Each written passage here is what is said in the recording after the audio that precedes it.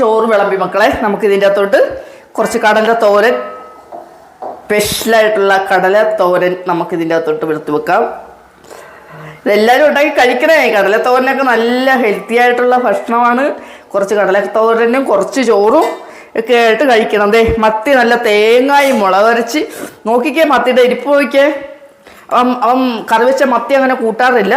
പിന്നെ അവന് വേണ്ടിയിട്ട് ഞാൻ 2 എണ്ണം എടുത്ത് വെക്കുന്നേ ഉള്ളൂ. അവന് മാങ്ങയൊക്കെയാണ് ഇഷ്ടം. കറി വെച്ച മീൻ കൂട്ടാൻ ഭയങ്കര മടിയാണ് റയാന് കേട്ടോ. എല്ലാവരും ഒന്ന് കംപ്ലൈൻറ്റ് കൊടുക്കണം കേട്ടോ. റയാനെ കറി വെച്ച മത്തിയൊക്കെ കൂട്ടണം, വറുത്തത് കുറച്ചേ കഴിക്കാവുള്ളൂ എന്നൊക്കെ ഉള്ള കമൻറ്റൊക്കെ ഇടണം കേട്ടോ. അപ്പം ഞാൻ ഇതിൻ്റെ അകത്തോട്ട് ഇവന് 2-3 വറുത്ത മത്തി എടുത്ത്, ഈ മത്തി വറുത്ത എന്തിഷ്ടമാണെന്നറിയാവോ? ഈ കൊച്ചു മത്തി ഇങ്ങനെ വറുത്ത് കൊടുത്തു കഴിഞ്ഞാൽ റയാന് ഭയങ്കര സന്തോഷമാണ്. അപ്പോൾ എല്ലാം റെഡിയായി. അപ്പോൾ ഇനി റയാന് നമുക്ക് കൊടുക്കാം.